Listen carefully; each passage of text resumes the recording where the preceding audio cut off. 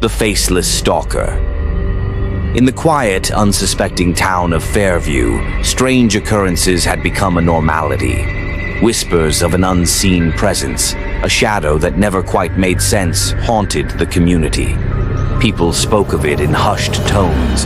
It had no face, no identity, but its presence was felt and feared. Anna, a single mother, had heard the stories but never believed them. Until now. She had felt something following her, an invisible shadow growing closer by the day. Every night, the air in her home felt thicker, as if it carried the weight of something evil, unseen. That night, Anna couldn't shake the feeling that someone was watching her. Every corner of the house felt like it had eyes.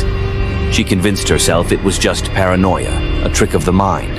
After all, it was just her and her daughter, Emily. But the feeling of dread would only grow. The sensation of being watched, the prickling feeling at the back of her neck. Each moment felt longer, more terrifying than the last. Emily's drawings had become strange. She often drew a man with no face, standing in the shadows or behind people watching. Anna thought it was just an innocent quirk. She was wrong. Children sometimes sense what adults cannot. What was just a drawing to Anna was, in fact, a warning.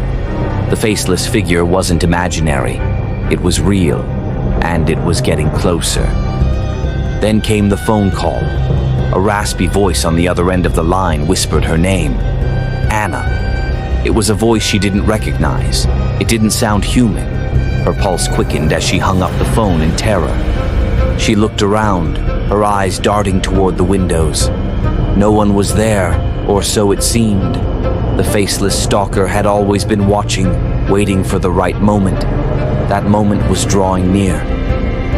Hours passed, and the house fell into an uneasy silence. But then came the sound.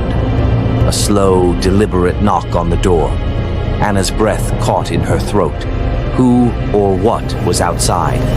Anna knew that opening the door would mean facing her deepest fear, but she couldn't ignore it. Slowly, she moved towards the door, her heart pounding in her chest.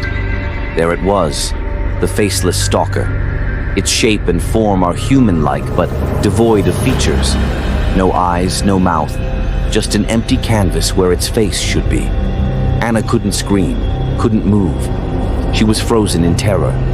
It stood there, staring at her, or so it seemed, without a face.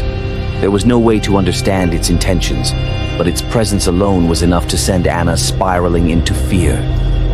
Anna realized then that Emily had been seeing it all along. The Faceless Stalker wasn't new. It had been following them for weeks, growing closer, waiting for the right moment to reveal itself. She had to protect her child. But how do you protect yourself from something you can't understand? Something that has no face, no soul? With nothing but a knife in hand, Anna prepared for her final stand. She knew the Faceless Stalker wouldn't stop. It wanted something, and she had to confront it. She swung the knife, but it went through the figure as if it was made of smoke. The Faceless Stalker wasn't bound by the same laws of reality. It was something beyond, something that existed only to instill fear. The sun rose, but the terror hadn't passed.